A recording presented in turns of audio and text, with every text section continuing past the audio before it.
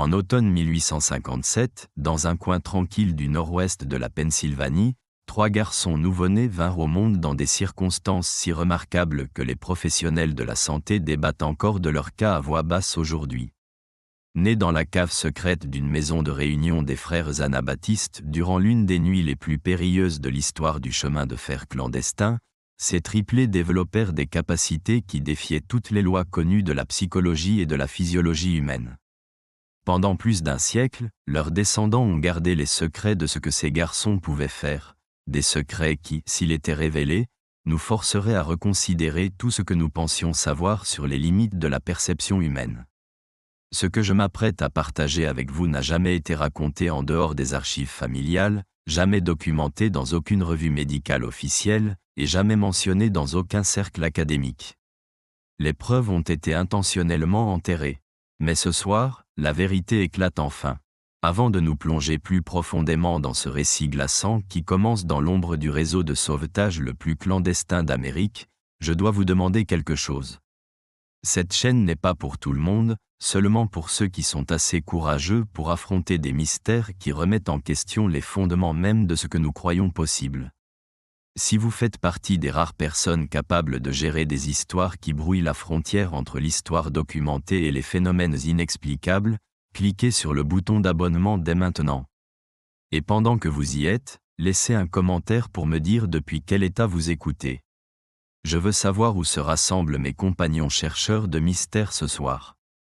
Car ce que vous allez entendre ne s'est pas produit dans une contrée lointaine et mystique, mais ici même en Amérique, dans des communautés qui pourraient être étrangement proches des vôtres.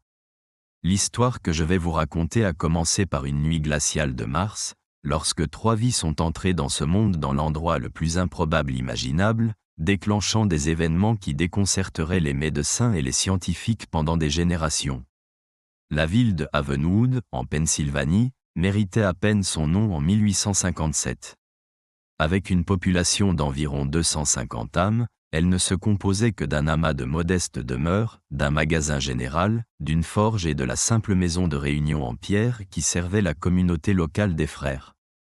Contrairement à leurs voisins chrétiens plus démonstratifs, la société des frères de Havenwood pratiquait sa foi discrètement, leur tenue sobre et leur attitude solennelle reflétant un profond engagement envers la simplicité et, surtout, envers la croyance radicale que tous les êtres humains étaient égaux aux yeux de Dieu. Cette conviction avait transformé leur maison de réunion en quelque chose de bien plus dangereux qu'un lieu de culte. Elle était devenue la station 22 du chemin de fer clandestin, une étape vitale pour les chercheurs de liberté en route vers le nord depuis le Maryland et le Delaware. L'ancien Elias Vance, un homme dont les mains burinées témoignaient de décennies de travail de la terre et dont les yeux bleus perçants recelaient des secrets qui auraient pu faire pendre la moitié de la congrégation, menait ce travail clandestin depuis près de 7 ans. Sous le plancher de bois brut de la maison de réunion se trouvait une cave soigneusement dissimulée, accessible par une trappe cachée sous le pupitre du prédicateur. La cave elle-même était une merveille d'ingénierie du désespoir.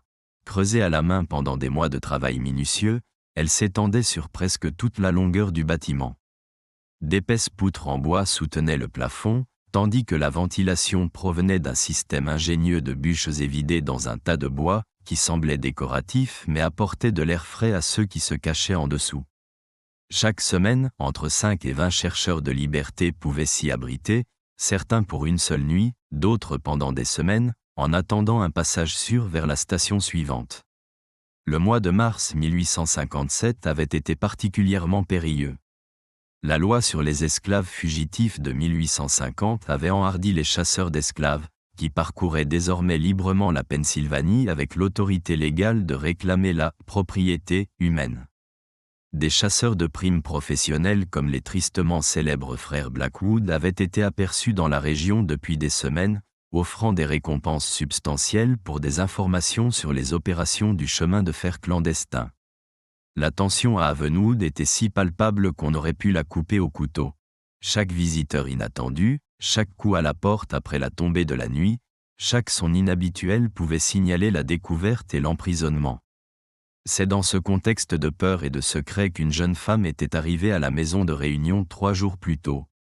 Elle n'avait donné que le nom de Hannah, prétendait avoir 20 ans et était manifestement enceinte, très visiblement enceinte. Elias Vance n'avait eu besoin que d'un regard sur son ventre arrondi pour savoir qu'elle n'irait pas plus au nord avant un bon moment. Ce qu'il n'avait pas prévu, c'est à quel point l'enfant arriverait tôt, ni à quel point son arrivée changerait tout ce qu'il croyait savoir sur la nature humaine. Anna venait d'une plantation du nord du Maryland, leur raconta-t-elle à voix basse durant ses premières nuits dans la cave. Elle parlait avec la diction soignée de quelqu'un qui avait appris à lire, ce qui était inhabituel pour une personne dans sa situation, et se comportait avec une dignité qui impressionnait même les stoïques frères. Mais il y avait autre chose chez elle, quelque chose qui mettait les gens mal à l'aise sans qu'ils sachent vraiment pourquoi. Elle semblait savoir des choses, de petites choses, mais troublantes par leur exactitude. Elle savait quand quelqu'un approchait de la maison de réunion bien avant que le moindre son ne soit audible. Elle refusait de la nourriture qui s'avérait plus tard être avariée, bien qu'elle ait paru parfaitement fraîche. Le plus déconcertant de tout, c'est qu'elle regardait parfois droit dans les yeux de son interlocuteur et contredisait doucement ses paroles, non pas de manière argumentative, mais avec la certitude calme de quelqu'un qui savait simplement mieux. Cet homme qui a apporté les provisions hier, avait-elle dit à la femme d'Elias, Abigail, lors de sa deuxième soirée. Il vous a dit qu'il s'appelait Johnston, n'est-ce pas? Et qu'il venait de Harrisburg. Abigail avait hoché la tête, confuse. Son nom n'est pas Johnston, avait poursuivi Anna, sa voix à peine plus qu'un murmure. Et il n'a jamais mis les pieds à Harrisburg de sa vie. Je ne sais pas pourquoi il vous a menti, mais il l'a fait. Abigail avait écarté cela comme les divagations paranoïaques d'une femme enceinte effrayée, jusqu'à ce que 2 jours plus tard, la véritable identité de l'homme soit découverte. Il utilisait en effet un faux nom et avait posé des questions suspectes sur les activités de la maison de réunion. La nuit du 15 mars 1857 commença comme beaucoup d'autres à Havenwood, froide, sombre et faussement calme. Elias Vance dirigeait ses prières du soir quand un léger coup fut frappé à la porte de la maison de réunion, suivi du signal convenu, 2 coups rapides, une pause, puis 3 autres. Mais quelque chose n'allait pas dès l'instant où Elias souleva la lourde barre de bois qui fermait la porte. Le chercheur de liberté qui entra en titubant était un homme nommé Joseph, quelqu'un qu'Elias avait déjà aidé. Mais le calme habituel de Joseph avait été remplacé par une panique à peine contenue. Ils arrivent, haleta Joseph, son souffle formant des nuages blancs dans l'air glacial. Les frères Blackwood et au moins 6 autres. Ils ont des chiens, et ils connaissent cet endroit. Quelqu'un a parlé. Il marqua une pause, ses yeux balayant l'entrée de la cave. Ils sont peut-être à 90 minutes derrière moi, probablement moins. Le sang d'Elias se glaça. En 7 ans de travail pour le chemin de fer clandestin, il n'avait jamais fait face à une menace aussi directe. La maison de réunion avait toujours été considérée comme sûre, protégée par la réputation d'honnêteté de la communauté et la prudence de leurs opérations. Mais si les Blackwood arrivaient avec des chiens et une connaissance préalable de la cave, quelqu'un les avait bel et bien trahis. Le problème immédiat était l'évacuation. 8 personnes se cachaient actuellement dans la cave, y compris Anna, qui avait des douleurs de travail intermittentes depuis la majeure partie de la journée. Abigail Vance avait surveillé son état mais espérait que l'accouchement n'aurait pas lieu avant au moins une semaine. La nature, cependant, semblait avoir d'autres projets. Comme invoqué par les mots de Joseph, un faible gémissement résonna sous le plancher. Le visage d'Abigail devint pâle. « Elias, murmura-t-elle, l'heure de Anna est arrivée. Maintenant. » Les heures qui suivirent se déroulèrent comme un cauchemar de glace et de peur. Tandis qu'Elias et 2 autres hommes s'affairaient frénétiquement à évacuer les 7 autres chercheurs de liberté par le tunnel et cachés de la maison de réunion. Un passage creusé à la main qui débouchait à près d'un quart de mille dans un bosquet dense de pins, Abigail et sa fille Sarah descendirent dans la cave pour assister Anna. Ce qu'elles trouvèrent dans cet espace exigu et faiblement éclairé défia toute leur certitude sur l'accouchement. Anna était bien en travail actif, mais quelque chose était profondément anormal. Elle ne montrait aucun des signes habituels de détresse ou de douleur qui accompagnent les accouchements difficiles. Au lieu de cela, elle gisait parfaitement immobile sur la paillasse rugueuse, les yeux fermés, la respiration régulière et contrôlée. Quand les contractions venaient, elle ne criait pas et ne tendait même pas ses muscles. Elle attendait simplement, comme si elle écoutait quelque chose qu'elle seule pouvait entendre. « Combien de bébés ?» demanda Abigail, pressant son oreille contre le ventre gonflé de Hannah à la manière traditionnelle des sages-femmes. Les yeux de Hannah s'ouvrirent pour la première fois depuis 1 heure. À la lueur vacillante de la bougie, il semblait presque lumineux. « 3, dit-elle simplement. 3 garçons. Ils attendaient cette nuit. » Abigail échangea un regard inquiet avec sa fille. Les triplés étaient déjà assez rares dans les meilleures circonstances, mais des triplés nés dans une cave cachée alors que des chasseurs d'esclaves approchaient avec des limiers était une situation au-delà de tout ce qu'elle avait connu. Plus troublant encore était la certitude de Hannah sur le sexe des bébés et son étrange commentaire sur leur attente. Comment des enfants à naître pouvaient-ils attendre quoi que ce soit? Le bruit de chevaux au loin déchira la confusion d'Abigail. La voix d'Elias appela d'en haut. « Ils sont là, le tunnel est libre, mais nous ne pouvons pas risquer de déplacer Hannah maintenant. » Ce qui se passa ensuite fut consigné dans le journal privé d'Abigail Vance, un document qui resta caché dans sa famille pendant plus d'1 siècle avant d'être découvert en 2005 lors de la rénovation d'une vieille ferme. Selon son récit, écrit quelques jours seulement après les événements, le travail de Hannah s'accéléra de façon spectaculaire au moment où les chasseurs d'esclaves arrivèrent à la maison de réunion. Mais il s'accéléra d'une manière qui défiait la compréhension médicale. Le premier bébé naquit dans un silence complet. Pas de pleurs, pas le moindre son, à l'exception de la respiration à peine audible de Hannah. Abigail attrapa le nourrisson, un garçon parfaitement formé, et fut surprise de le trouver déjà respirant normalement, les yeux ouverts et alertes. Avant même qu'elle ne puisse couper le cordon ombilical, le deuxième bébé arriva, de nouveau en silence total, de nouveau respirant et conscient dès sa naissance. Le troisième suivit moins d'1 minute plus tard, complétant ce qu'Abigail décrivit comme « l'accouchement naturel le plus contre nature que j'ai jamais vu ». Mais le plus étrange était encore à venir. Tandis qu'Abigail s'efforçait de nettoyer et d'envelopper les 3 nourrissons, des bruits de pas et des voix se firent entendre juste au-dessus d'eux. Les frères Blackwood étaient entrés dans la maison de réunion et menaient une fouille approfondie. Des bottes lourdes martelaient le plancher de bois à quelques pieds au-dessus des têtes des nouveau-nés. À un moment donné, quelqu'un se tint directement sur la trappe qui dissimulait l'entrée de la cave. Pendant tout ce temps, avec des hommes étrangers et des chiens de chasse juste au-dessus d'eux, les 3 bébés ne firent pas le moindre bruit. Pas un cri, pas un gémissement, pas même les petits bruits que font tous les nouveau-nés. Ils gisaient parfaitement immobiles dans les bras de leur mère, leurs yeux sombres identiques allant et venant comme s'ils suivaient les mouvements des fouilleurs au-dessus. C'était comme s'ils comprenaient d'une manière ou d'une autre que leur survie dépendait d'un silence absolu. Hannah ne parla pas pendant la fouille. Selon le journal d'Abigail, elle se contenta de tenir ses 3 fils et de leur murmurer dans une langue qui ne ressemblait à aucun dialecte qu'Abigail ait jamais entendu. Plus tard, Abigail la décrirait comme des mots qui semblaient couler comme de l'eau, doux et continu, comme une rivière qui coule sur des pierres. La fouille dura près de 4 heures. Les Blackwood furent minutieux, méthodiques et de plus en plus frustrés. Ils vérifièrent chaque pièce, chaque placard, chaque cachette possible. Leurs chiens reniflèrent les fondations de la maison de réunion et grattèrent même le plancher à plusieurs endroits, mais ils ne trouvèrent jamais l'entrée de la cave. Finalement, ils partirent, maudissant leur informateur pour leur avoir donné de mauvaises informations. Ce n'est qu'après que le bruit des chevaux se fut complètement estompé au loin que les 3 bébés firent enfin leur premier son. Et quand ils le firent, tous les 3 pleurèrent en parfait unisson, leur voix se fondant en un unique gémissement obsédant qui semblait résonner depuis les murs même de la cave. Hannah mourut moins d'1 heure plus tard d'une hémorragie qu'Abigail ne put arrêter, malgré toute son expérience des accouchements difficiles. Ces dernières paroles, prononcées si bas qu'Abigail dut se pencher pour les entendre, furent « Ils sauront des choses. Ils sauront toujours, prenez soin d'eux, mais souvenez-vous, ils ne sont pas comme les autres enfants. » La mort de Hannah laissa la communauté des frères de Havenwood face à une situation impossible. 3 garçons nouveau-nés sans père connu, sans famille et sans existence légale.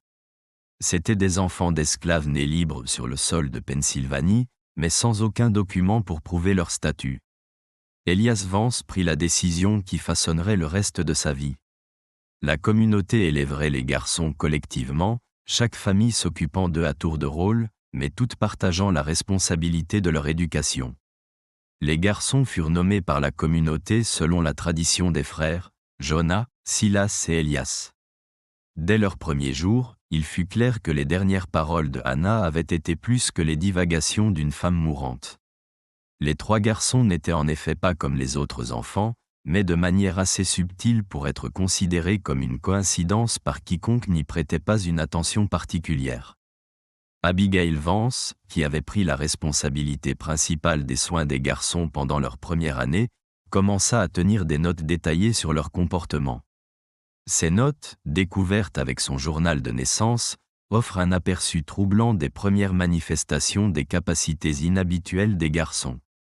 À 6 mois, les triplés avaient développé une habitude qui énervait leurs gardiens. Ils tournaient tous la tête dans la même direction exactement au même moment, se concentrant souvent sur des portes ou des fenêtres vides où personne n'était visible.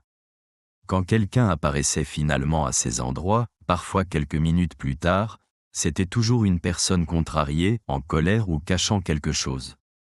Les garçons semblaient ressentir la détresse émotionnelle bien avant qu'un adulte ne puisse la détecter. À leur premier anniversaire, le schéma était devenu impossible à ignorer. Les triplés pouvaient identifier les mensonges avec une précision infaillible.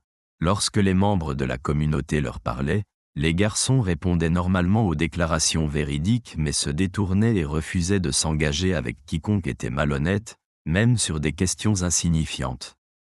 Au début, les adultes trouvèrent cela amusant, voire utile. Si quelqu'un prétendait avoir terminé une corvée qu'il avait en fait oubliée, les garçons le savaient immédiatement. Si un visiteur de la maison de réunion donnait un faux nom ou des informations trompeuses sur son passé, les triplés devenaient agités et refusaient de s'approcher de cette personne. Mais leur capacité allait au-delà de la simple détection de mensonges. En grandissant, les garçons semblaient percevoir la tromperie sous toutes ses formes, non seulement les mensonges verbaux, mais aussi les intentions cachées, les émotions dissimulées et les plans non exprimés. Elias Vance écrivit dans sa correspondance privée, « C'est comme si les garçons pouvaient voir directement dans le cœur humain et savoir ce qui s'y trouve. Ce serait peut-être une bénédiction si cela ne semblait pas leur causer une telle détresse. Ils sont constamment conscients des petits mensonges et des pensées cachées que tout le monde porte en soi, et cette connaissance semble être un fardeau plutôt qu'un don. » Plus troublantes encore étaient les réactions des garçons à des types spécifiques de tromperie. Ils montraient une détresse particulière en présence de quiconque cachait des informations sur des personnes disparues ou des actes de violence dissimulés. Au cours de leur 2e année, un marchand ambulant nommé Henderson s'arrêta à la maison de réunion, prétendant se rendre à Pittsburgh pour affaires. Les triplés devinrent si agités en sa présence qu'ils ne purent ni dormir ni manger jusqu'à son départ. 2 semaines plus tard, la nouvelle arriva que Henderson avait été arrêté pour le meurtre de son partenaire commercial, dont le corps avait été dissimulé dans le chariot de Henderson lors de sa visite à Havenwood. À l'âge de 3 ans, les garçons avaient développé ce que la communauté commença à appeler « le regard perçant », une expression commune qu'ils adoptaient lorsqu'ils se concentraient sur quelqu'un qui cachait quelque chose d'important. Tous les 3 tournaient la tête simultanément, leurs yeux sombres semblant pénétrer celui qui avait attiré leur attention. Le plus déconcertant était leur habitude de se chuchoter à l'oreille pendant ces épisodes, toujours dans cette étrange langue fluide que Anna avait utilisée lors de leur naissance. Le docteur Alistair Finch, le médecin local qui avait suivi le développement des garçons, était à la fois fasciné et troublé par leur capacité. Dans une lettre à un collègue de l'Université de Pennsylvanie, il écrivit « J'ai examiné ces enfants à plusieurs reprises et je ne trouve aucune anomalie physique qui pourrait expliquer leurs capacités perceptives inhabituelles. Leur ouïe, leur vue et leurs autres sens semblent normaux, bien que peut-être légèrement plus aigus que la moyenne. Pourtant, ils démontrent constamment une connaissance de sujets qui devraient être hors de leur portée.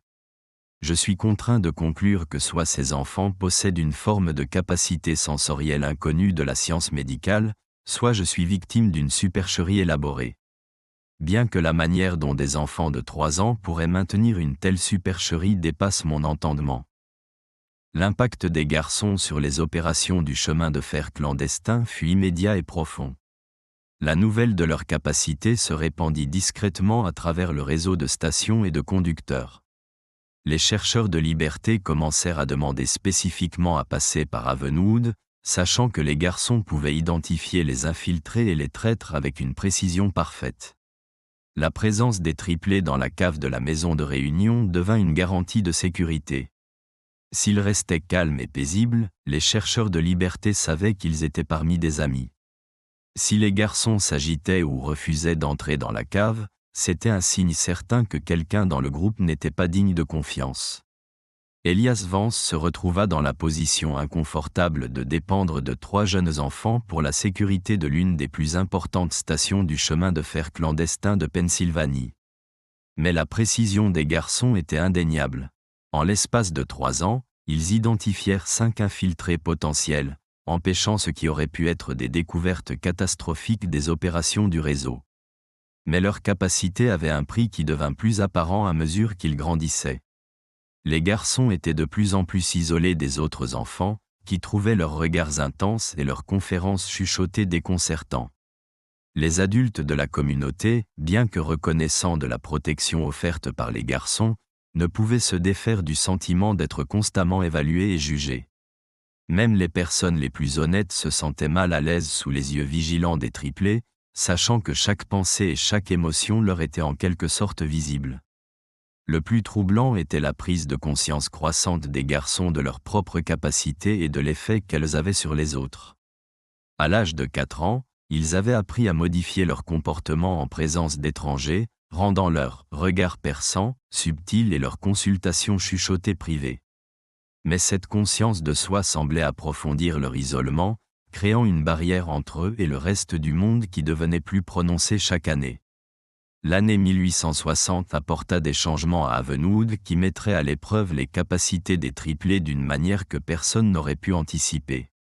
L'élection d'Abraham Lincoln avait enflammé les tensions dans toute la Pennsylvanie, et les activités du chemin de fer clandestin devenaient de plus en plus dangereuses. Les marshals fédéraux menaient des raids plus fréquents, et les chasseurs de primes comme les frères Blackwood opéraient en toute impunité. C'est durant cette période de danger accru que les garçons, alors âgés de 6 ans, commencèrent à manifester un nouvel aspect, plus troublant, de leur capacité. Ils ne se contentaient pas de détecter la tromperie et les émotions cachées chez les personnes présentes, ils semblaient ressentir la détresse émotionnelle de personnes se trouvant à des kilomètres de là. Le premier cas documenté eut lieu par un matin glacial de janvier, lorsque les triplés devinrent soudainement extrêmement agités, bien qu'ils fussent en sécurité à l'intérieur de la chaude maison de réunion avec leurs gardiens habituels. Les 3 garçons se mirent à pleurer simultanément, non pas les pleurs normaux d'enfants contrariés, mais un gémissement plaintif qui semblait exprimer une terreur et un désespoir profond. Abigail Vance essaya tout ce qu'elle pouvait imaginer pour les calmer, mais rien ne fonctionna. Les garçons continuèrent leurs pleurs angoissés pendant près de 5 heures, pour finalement se taire au coucher du soleil. 2 jours plus tard, un chercheur de liberté arriva à la maison de réunion avec une nouvelle dévastatrice. Un groupe de 13 personnes, dont 4 enfants, avait été capturé par des chasseurs d'esclaves à environ 50 miles au sud de Havenwood. La capture avait eu lieu presque exactement au même moment où les triplés avaient commencé à pleurer. Pire encore, le groupe capturé comprenait une femme enceinte qui avait accouché pendant l'attaque. La mère et l'enfant étaient morts d'hypothermie pendant le brutal voyage de retour vers le Maryland. Elias Vance fut ébranlé par cet incident mais le considéra comme une coïncidence jusqu'à ce que cela se reproduise 3 semaines plus tard. Cette fois, la détresse des garçons ne dura que 3 heures mais fut encore plus intense. Lorsque la nouvelle arriva le lendemain, ils apprirent qu'un conducteur du chemin de fer clandestin avait été abattu alors qu'il aidait une famille à s'échapper près d'Erie, en Pennsylvanie, encore une fois, exactement au moment où les triplés avaient commencé à montrer des signes de détresse extrême. Le docteur Finch, qui documentait le développement des garçons, fut appelé pour les examiner après le 3e incident de ce type. Ses conclusions, consignées dans ses notes privées, étaient profondément troublantes. Pendant les épisodes de perception apparente de détresse à distance, les rythmes cardiaques des garçons se synchronisent, leur schéma respiratoire devient identique et leur température corporelle chute de plusieurs degrés. Plus remarquable encore, leur activité cérébrale semble augmenter de façon spectaculaire. Ils vivent clairement une stimulation mentale intense, bien qu'ils paraissent extérieurement angoissés. Je ne peux que conclure que leur système nerveux détecte d'une manière ou d'une autre un traumatisme émotionnel se produisant à de grandes distances, bien que le mécanisme par lequel cela se produit soit complètement inconnu de la science médicale. Les capacités de perception à distance des garçons semblaient être spécifiquement accordées aux situations impliquant la tromperie, la trahison et le danger mortel. Ils ne réagissaient jamais aux accidents ordinaires ou aux morts naturelles, mais ils détectaient invariablement quand quelqu'un était chassé, trahi ou assassiné. Leur portée semblait s'étendre sur la majeure partie de l'ouest et du centre de la Pennsylvanie, et peut-être jusqu'au nord du Maryland. La renommée des capacités des triplés dépassa le réseau du chemin de fer clandestin. Des familles ayant des proches disparus commencèrent à faire des pèlerinages à Havenwood, espérant que les garçons pourraient d'une manière ou d'une autre sentir si leurs parents disparus étaient encore en vie et où ils pourraient se trouver. Elias Vance était réticent à exploiter ainsi les capacités des enfants, mais les garçons eux-mêmes semblaient attirés par ces familles désespérées. Le cas le plus remarquable fut celui de la famille Thompson, dont la fille de 17 ans, Clara May, avait disparu alors qu'elle voyageait pour rendre visite à des parents à Philadelphie. La jeune fille était portée disparue depuis 4 mois lorsque ses parents arrivèrent à Havenwood, ayant entendu des rumeurs sur 3 enfants capables de retrouver les personnes perdues. Elias refusa d'abord d'impliquer les garçons, mais Jonah, Silas et Elias s'approchèrent d'eux-mêmes des parents désemparés. Sans qu'on le leur demande, les triplés s'alignèrent devant Madame Thompson et commencèrent leur chuchotement synchronisé caractéristique. Après plusieurs minutes, Silas s'avança et pointa du doigt vers le sud-est, en direction de Lancaster.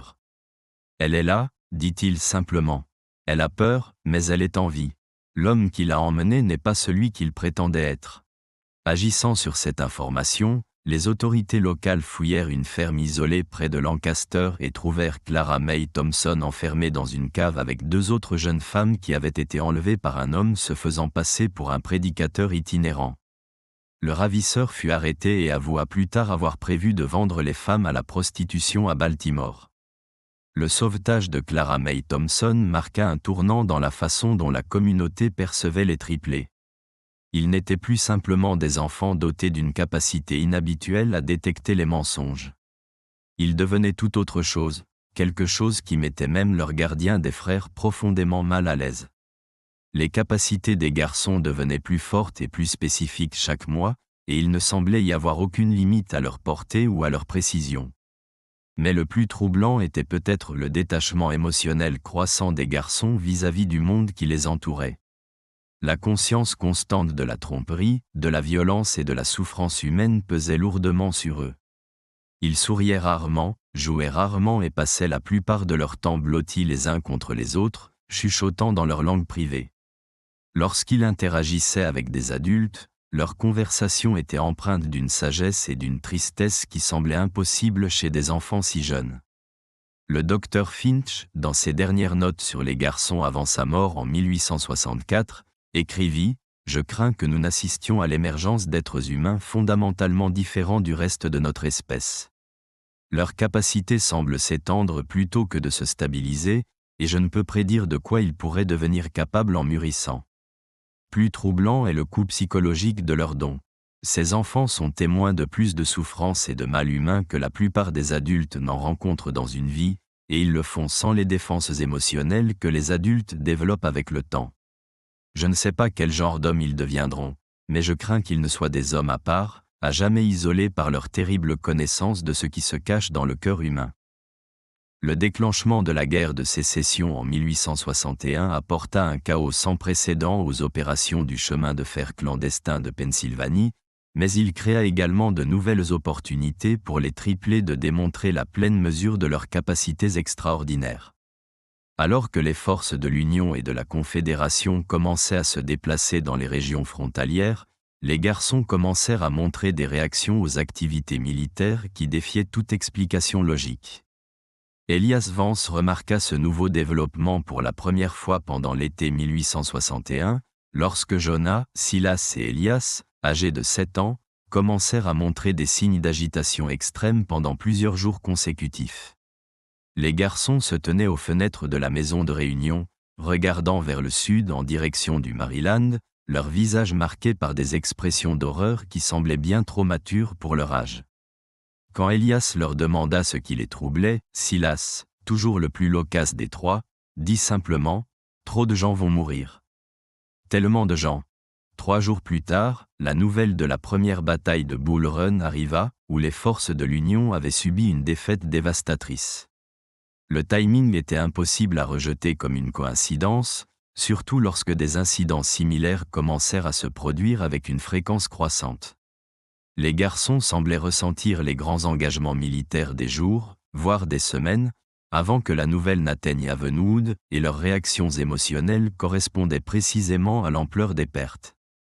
Plus troublant encore était leur capacité apparente à détecter des individus spécifiques parmi les milliers de soldats qui se déplaçaient dans la région. En septembre 1861, un jeune soldat de l'Union nommé Peter Shaw s'arrêta à la maison de réunion alors qu'il rentrait chez lui en permission pour rendre visite à sa famille à Altoona. Les triplés le regardèrent et commencèrent immédiatement leur chuchotement synchronisé, leurs visages montrant des expressions de profonde tristesse. Abigail Vance, maintenant dans la soixantaine mais servant toujours de principale gardienne des garçons, leur demanda ce qu'ils ressentaient à propos du soldat. Elias s'avança et parla d'une voix qui semblait trop vieille pour son petit corps. Il ne rentrera pas chez lui. L'homme qui est censé être son ami lui tirera dessus pour son argent dans 3 jours, près du passage de la rivière. Peter Shaw rit en entendant la prédiction, affirmant qu'il voyageait seul et n'avait pas d'argent qui vaille la peine d'être volé. Mais 3 jours plus tard, son corps fut retrouvé près d'un passage de rivière à 30 miles à l'est de Havenwood. Il avait été abattu et volé par un déserteur de sa propre unité, un homme nommé Corrigan, qui avait prétendu être l'ami de Shaw et s'était arrangé pour voyager une partie du chemin avec lui. La précision de cette prédiction provoqua une onde de choc dans la communauté locale, mais ce n'était qu'un début. Au cours des mois suivants, les garçons commencèrent à faire des prédictions de plus en plus spécifiques et troublantes sur les personnes qu'ils rencontraient. Ils pouvaient dire quand quelqu'un allait mourir, souvent au jour et à l'heure près. Ils pouvaient prédire les trahisons, les désertions et les actes de violence avec une précision infaillible. Le plus glaçant de tout, ils semblaient savoir lesquels des chercheurs de liberté passant par la maison de réunion atteindraient avec succès le Canada, et lesquels seraient capturés ou tués en cours de route. Elias Vance luttait avec les implications morales de la connaissance des garçons. Devait-il avertir les gens des dangers que les triplés prévoyaient? Devait-il essayer d'empêcher les tragédies qu'ils prédisaient? Ou cette connaissance était-elle trop dangereuse pour agir? Le poids de ces décisions était écrasant, aggravé par l'indifférence apparente des garçons à la souffrance dont ils étaient témoins. Ils rapportaient les morts et les trahisons avec le même détachement calme qu'ils pourraient utiliser pour commenter la météo. Le tournant se produisit au printemps 1862, lorsqu'un groupe de 14 chercheurs de liberté arriva à la maison de réunion, mené par un conducteur nommé Elias Sorn, avec qui Elias travaillait depuis des années.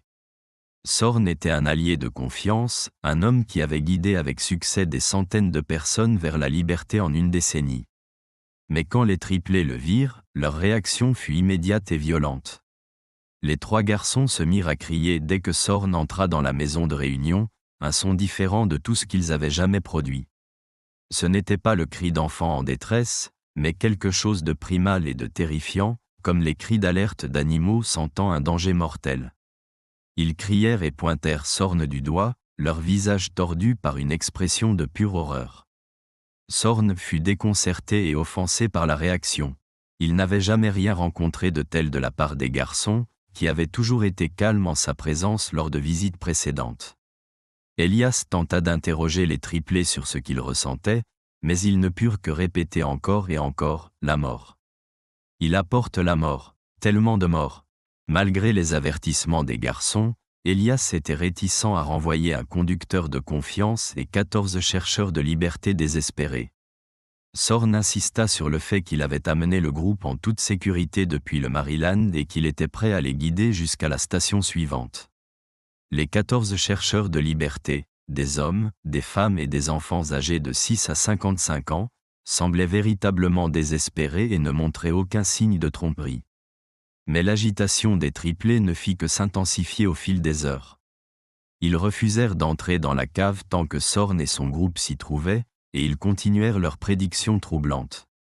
Demain soir, dans les bois près de Miller's Creek, il les appellera, et ils lui feront confiance parce qu'ils pensent qu'il est leur ami. Mais les hommes armés attendront. Elias se trouva face à un choix impossible. Faire confiance à la parole de 3 jeunes enfants dont il ne comprenait pas les capacités, ou risquer la vie de 14 personnes sur la base de ce qui pourrait n'être qu'une intuition enfantine. Finalement, il choisit un compromis qui le hanterait pour le reste de sa vie. Il permit à Sorn et au groupe de poursuivre leur voyage, mais envoya un message à la station suivante pour les avertir d'être prudents. Il s'arrangea également pour que 2 hommes locaux les suivent à distance, soi-disant pour assurer une sécurité supplémentaire. Ce dont ils furent témoins la nuit suivante allait valider les avertissements des triplés de la manière la plus horrible qui soit. Sorn mena le groupe jusqu'à une clairière près de Miller's Creek, exactement comme les garçons l'avaient prédit. Là, au lieu de les guider vers la prochaine station sûre, il appela dans l'obscurité. En quelques minutes, des chasseurs d'esclaves armés sortirent des bois. Les chercheurs de liberté comprirent qu'ils avaient été trahis, mais il était trop tard pour s'échapper. Dans le chaos qui s'ensuivit, 8 personnes furent tuées sur le coup, dont 3 enfants. Les 6 survivants furent capturés et ramenés enchaînés au Maryland. Les 2 hommes qu'Elias avait envoyés pour assurer la sécurité assistèrent à tout le massacre de loin, trop éloignés pour intervenir mais assez proches pour voir Sorn recevoir un paiement substantiel du chef des chasseurs d'esclaves. Elias Sorn, le conducteur de confiance qui avait guidé des centaines de personnes vers la liberté, travaillait comme agent double depuis des mois, vendant des informations sur les opérations du chemin de fer clandestin et menant des groupes dans des embuscades soigneusement planifiées. Lorsque la nouvelle du massacre parvint à Havenwood, toute la communauté fut dévastée. 8 personnes étaient mortes, 6 autres étaient condamnées à l'esclavage, et l'un de leurs alliés les plus fiables s'était révélé être un traître. Mais le plus troublant fut peut-être de réaliser que 3 enfants de 9 ans avaient su exactement ce qui allait se passer, et que leurs avertissements avaient été ignorés. La réaction des triplés à la nouvelle fut différente de tout ce qu'Elias avait jamais vu de leur part. Au lieu de leur détachement calme habituel, ils montrèrent une émotion sincère pour la première fois depuis des années, non pas de la tristesse ou de la colère, mais une déception profonde et intense qui semblait englober non seulement la tragédie immédiate, mais quelque chose de beaucoup plus vaste sur la nature du mal humain.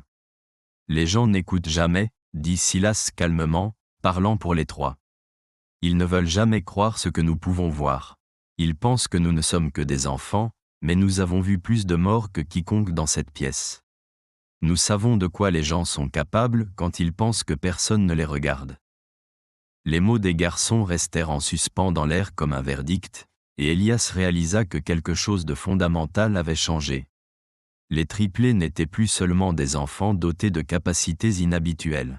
Ils étaient devenus tout autre chose, quelque chose qui pouvait voir dans les coins les plus sombres de la nature humaine avec une clarté parfaite. Et cette terrible connaissance les transformait en êtres de plus en plus étrangers au reste de l'humanité. Juste au moment où Elias pensait avoir vu toute l'étendue de ce dont les garçons étaient capables, les événements allaient bientôt prouver que leur capacité évoluait encore, devenait encore plus forte. La question n'était plus de savoir ce qu'ils pouvaient percevoir, mais ce qu'ils pourraient devenir, et si la communauté qui les avait élevés serait capable de survivre à la vérité de ce qu'ils étaient réellement. La révélation qui allait changer à jamais la façon dont le monde comprenait les triplés survint pendant l'hiver brutal de 1864, alors que les garçons avaient 10 ans et que la guerre de sécession avait atteint sa phase la plus sanglante. La docteure Eleanor Vance, l'une des premières femmes médecins de Pennsylvanie et spécialiste des troubles neurologiques, étudiait les garçons depuis 6 mois sous les auspices de l'Université de Pennsylvanie. L'intérêt de la docteure Vance avait été piqué par les rapports du docteur Finch avant sa mort, et elle avait convaincu Elias Vance de permettre un examen médical complet des triplés. Ce qu'elle découvrit lors de cet examen allait remettre en question toutes les hypothèses sur la conscience et la perception humaine. À l'aide des instruments médicaux les plus récents disponibles en 1864, la Dr Vance mena des tests qui révélèrent la véritable nature des capacités des garçons. Ces conclusions, consignées dans un rapport détaillé immédiatement classé par les autorités militaires et tenu secret pendant plus de 70 ans, montraient que les triplés possédaient des structures neurologiques jamais observées chez l'être humain. Les cerveaux des garçons présentaient une activité anormalement élevée dans les régions associées à la reconnaissance des formes et au traitement des émotions. Mais plus remarquable encore, leur système nerveux semblait être en communication constante les uns avec les autres. Lorsque la Dr Vance appliquait une légère stimulation électrique au bras d'un garçon, les deux autres présentaient des réponses physiologiques immédiates bien qu'ils se trouvent dans des pièces séparées. Leur rythme cardiaque, leur schéma respiratoire et leurs ondes cérébrales se synchronisaient pendant les périodes d'intense concentration, créant ce qu'elle décrivit comme une conscience unique répartie sur 3 corps distincts. Mais la découverte la plus surprenante eut lieu lorsque la Dr Vance commença à tester la capacité des garçons à détecter la tromperie à l'aide d'expériences soigneusement contrôlées. Elle demanda à des volontaires de faire des déclarations vraies et fausses pendant que les garçons observaient, mesurant leurs réponses physiologiques à chaque type d'interaction. Ce qu'elle trouva défiait toute compréhension des capacités sensorielles humaines. Les triplés ne se contentaient pas de lire les expressions faciales, le langage corporel ou les indices vocaux pour détecter les mensonges. Ils réagissaient à des changements mesurables dans les champs électromagnétiques générés par l'activité neuronale humaine. Les instruments primitifs de la Dr Vance détectèrent que les cerveaux des garçons généraient des schémas électriques différents de tout ce qui avait été observé chez les humains normaux, et ces schémas semblaient entrer en résonance avec les signatures électromagnétiques des états émotionnels d'autres personnes. En termes simples, la Dr Vance écrivit dans son rapport classifié: ces enfants semblent posséder une forme de sensibilité électromagnétique biologique qui leur permet de percevoir directement l'activité électrique d'autres cerveaux humains. Lorsque quelqu'un ment, éprouve de la peur ou nourrit des intentions violentes, son activité neuronale crée des signatures électromagnétiques spécifiques que les garçons peuvent détecter avec la même précision que nous pourrions observer des couleurs ou entendre des sons. Cela expliquait non seulement leur capacité à détecter la tromperie, mais aussi leur aptitude à ressentir la détresse émotionnelle à de grandes distances et leur précision stupéfiante dans la prédiction d'événements violents. Ils n'étaient pas des prophètes ou des êtres surnaturels. C'étaient des êtres humains dotés de capacités sensorielles qui avaient évolué bien au-delà des limites humaines normales. Mais les découvertes de la Dr Vance soulevaient des questions encore plus troublantes. Si les capacités des garçons résultaient d'une mutation génétique, qu'est-ce qui avait provoqué un bond évolutif aussi spectaculaire? La réponse vint de l'analyse d'échantillons de tissus de leur mère décédée, Anna, dont le corps avait été conservé dans le cimetière de la maison de réunion. Selon la tradition des frères, l'examen médical des restes de Anna révéla qu'elle avait été exposée à des doses massives de plusieurs produits chimiques industriels pendant sa grossesse, des produits chimiques couramment utilisés dans les tanneries des plantations du Sud. Ces produits chimiques, qui comprenaient de l'arsenic et des sels de chrome, avaient causé de graves dommages neurologiques à Anna, mais avaient apparemment déclenché des changements génétiques sans précédent chez ses enfants à naître. Les garçons représentaient quelque chose de totalement nouveau dans l'évolution humaine, une mutation qui aurait normalement pu être létale mais qui avait plutôt créé des capacités sensorielles améliorées. Ils étaient la preuve vivante que la conscience et la perception humaine pouvaient évoluer de manière que la science n'avait jamais imaginée. La révélation finale de la Dr Vance fut peut-être la plus glaçante. Sur la base de son analyse de la structure génétique des garçons, elle conclut que leurs capacités améliorées ne se limitaient pas à leur génération. Les changements génétiques qui avaient créé leur sensibilité électromagnétique étaient des traits dominants qui seraient transmis à leurs enfants et aux enfants de leurs enfants. Nous assistons à la naissance d'une nouvelle branche de l'évolution humaine, écrivit-elle dans ses notes les plus confidentielles. Ces garçons auront des enfants dotés de capacités similaires. Et ces enfants seront encore plus sensibles aux champs électromagnétiques humains. D'ici 3 ou 4 générations, leurs descendants pourraient posséder des capacités sensorielles qui feront paraître la perception humaine actuelle primitive en comparaison. Les implications étaient stupéfiantes. Si la docteure Vance avait raison, les triplés n'étaient pas seulement des curiosités médicales. Ils étaient le début d'une nouvelle sous-espèce humaine. Et si leurs capacités continuaient de se renforcer à chaque génération, leurs descendants pourraient un jour être capables de lire les pensées humaines aussi facilement que d'observer les expressions faciales. Mais la préoccupation la plus immédiate était de savoir quoi faire de cette connaissance.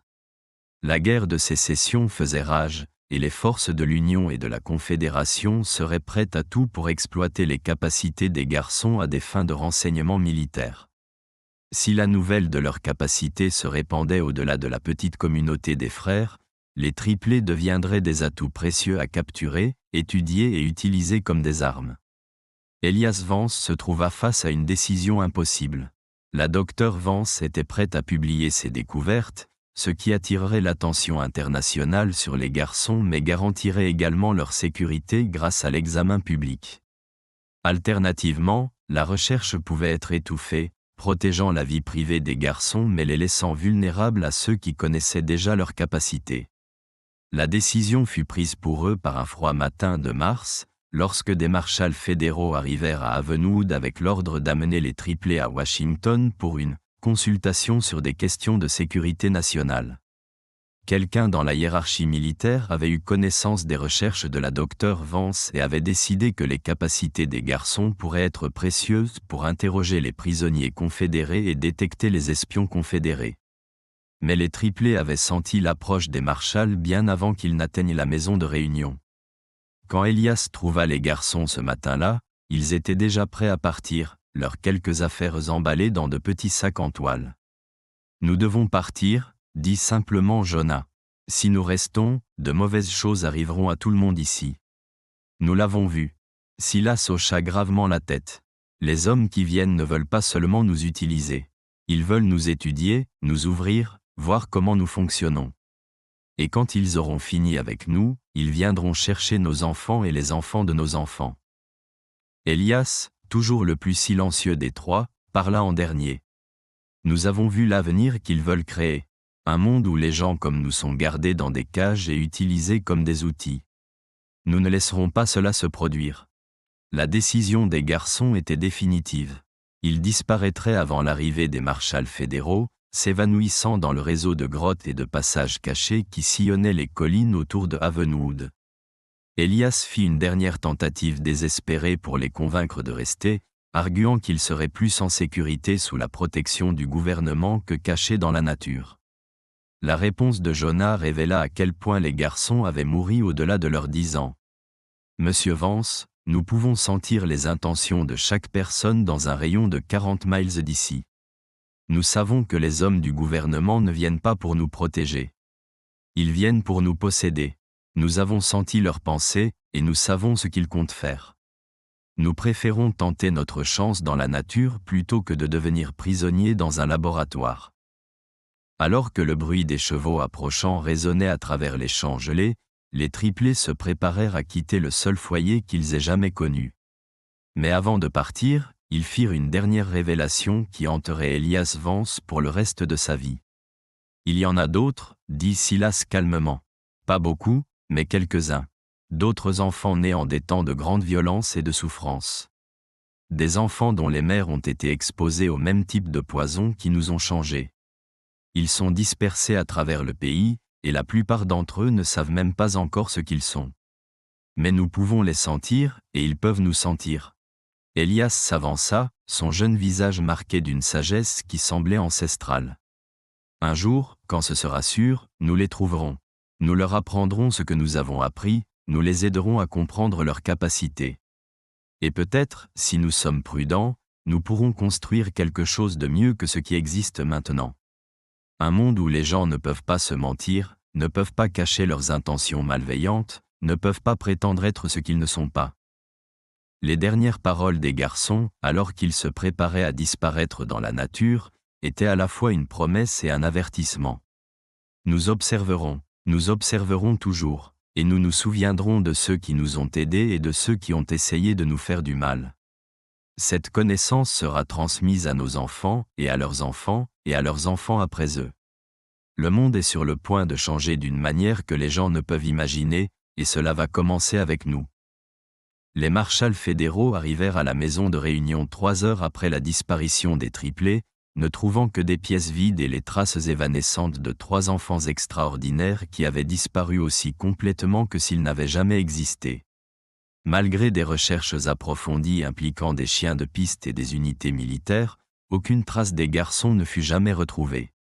Ils s'étaient simplement fondus dans la campagne de Pennsylvanie, ne laissant derrière eux que des souvenirs et des questions qui ne trouveraient jamais de réponse complète.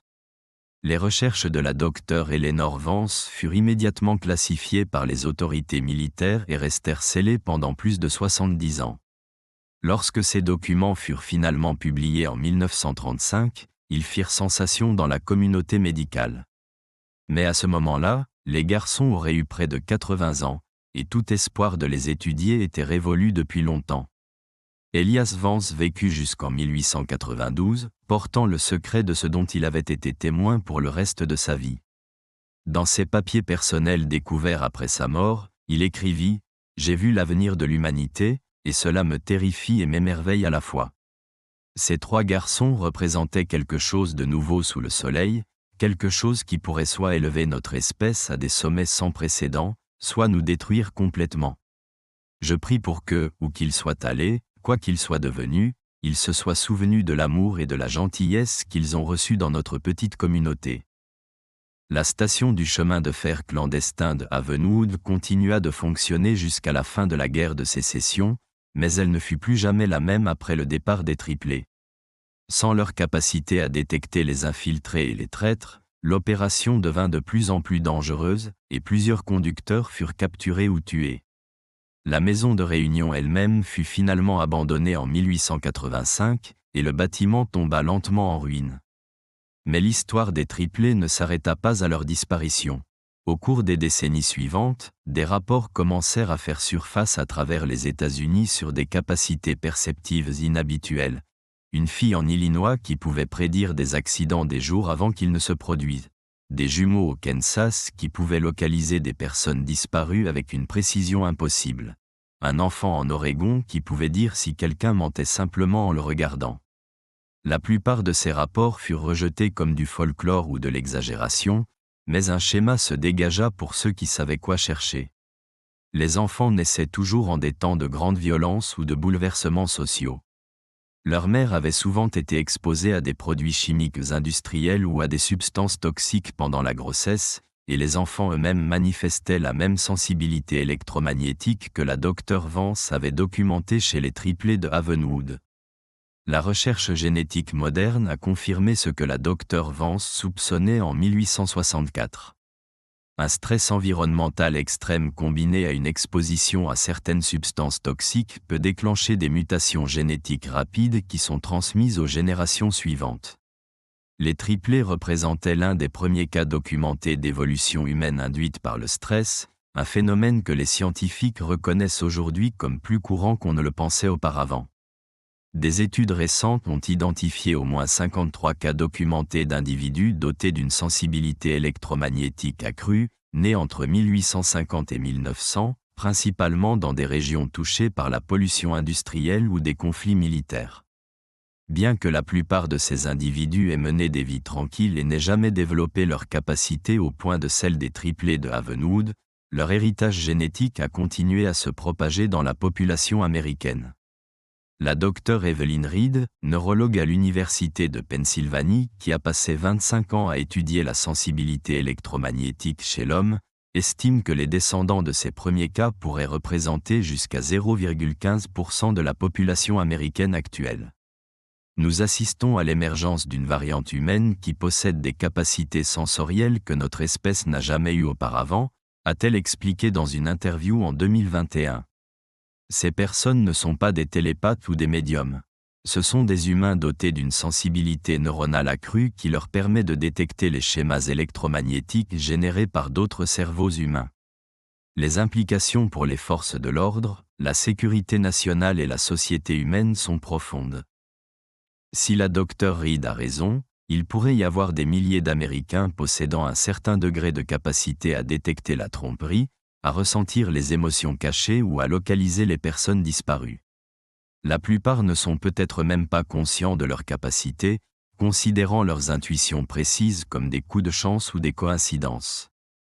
Mais l'aspect peut-être le plus fascinant de cette recherche est ce qu'elle suggère sur l'avenir de l'évolution humaine. Si le stress environnemental peut déclencher des changements génétiques rapides qui améliorent la perception humaine, quelles autres capacités pourraient émerger alors que notre espèce fait face à de nouveaux défis? Et si les triplés de Havenwood avaient raison dans leur prédiction que leur capacité se renforcerait à chaque génération, de quoi leurs descendants seraient-ils capables aujourd'hui? La réponse à cette question pourrait être plus proche que quiconque ne le pense. En 2005, lors de la rénovation d'une vieille ferme dans le nord-ouest de la Pennsylvanie, des ouvriers du bâtiment découvrirent une pièce cachée contenant des documents soigneusement conservés depuis plus d'un siècle. Parmi ces papiers se trouvait une lettre datée de 1925, écrite avec 3 écritures différentes mais signée d'un seul nom, les héritiers de Havenwood. La lettre, adressée aux générations futures qui comprendront, contenait des archives généalogiques détaillées montrant les descendants des 3 garçons qui avaient disparu en 1865. Selon ces archives, les triplés avaient bel et bien survécu à leur disparition, avaient vécu longtemps et avaient eu de nombreux enfants qui avaient hérité de leurs capacités accrues. Plus remarquable encore, la lettre contenait des prédictions précises sur des événements futurs qui se sont depuis réalisés, les dates exactes des 2 guerres mondiales, l'endroit où la bombe atomique serait testée, l'année de l'alunissage et des dizaines d'autres événements historiques qui ne se produiraient que des décennies après la rédaction de la lettre. La lettre se terminait par un message qui à la fois réconforte et déconcerte ceux qui l'ont étudié. Nous sommes toujours là. Nous observons toujours. Nous avons grandi en nombre et en capacité à chaque génération, comme nous l'avions promis. Le temps viendra où l'humanité aura besoin des dons que nous portons. Et quand ce temps arrivera, nous serons prêts.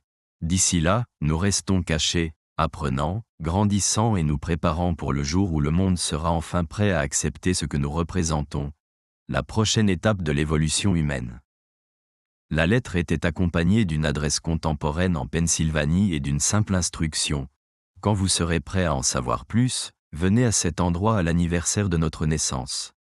Nous attendrons. Le 15 mars 2025 marqua le 168e anniversaire de la naissance des triplés. Selon les rapports locaux, une 60aine de personnes se rassemblèrent à l'adresse indiquée ce jour-là, des chercheurs, des descendants de participants au chemin de fer clandestin et des individus prétendant posséder des capacités similaires à celles démontrées par les triplés originaux de Havenwood. Ce qui s'est passé lors de ce rassemblement reste inconnu. Ceux qui y ont assisté ont refusé de discuter de ce dont ils ont été témoins, et il n'existe aucun compte-rendu officiel de l'événement. Mais dans les mois qui ont suivi la réunion, plusieurs des participants ont commencé à travailler ensemble sur des projets liés à des cas de personnes disparues, à des enquêtes criminelles et à la recherche psychologique. La Dr Reed, qui était présente à la réunion de mars, se contente de dire que l'héritage des triplés de Havenwood est loin d'être terminé. En fait, il ne fait peut-être que commencer. L'histoire de 3 garçons nés dans une cave pendant l'une des périodes les plus sombres de l'histoire américaine continue de se dérouler plus d'un siècle et demi plus tard. Qu'il représente le plus grand espoir de l'humanité pour l'évolution ou sa mutation la plus dangereuse reste à voir. Mais une chose est certaine, quelque part, les descendants de Jonas, Silas et Elias observent toujours, apprennent toujours et se préparent toujours pour la suite. Et si la capacité de leurs ancêtres à prédire l'avenir reste exacte, ce prochain chapitre de l'évolution humaine pourrait arriver plus tôt que prévu. Ce mystère nous montre que les frontières de la perception humaine sont peut-être bien plus flexibles que nous ne l'avons jamais imaginé et que des circonstances extraordinaires peuvent parfois produire des personnes extraordinaires. Que pensez-vous de cette histoire? Croyez-vous que l'évolution humaine puisse faire des bonds aussi spectaculaires dans des conditions extrêmes? Avez-vous déjà vécu des moments d'intuition si précis qu'ils semblaient impossibles?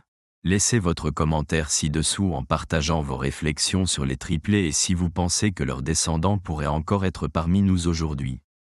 Si vous avez apprécié ce récit et que vous voulez d'autres mystères qui remettent en question tout ce que nous pensons savoir sur les capacités humaines, abonnez-vous, activez la cloche de notification et partagez avec quelqu'un qui aime les histoires qui brouillent la frontière entre la science et l'impossible. Rendez-vous dans la prochaine vidéo, où nous explorerons un autre sombre secret caché dans le passé de l'Amérique.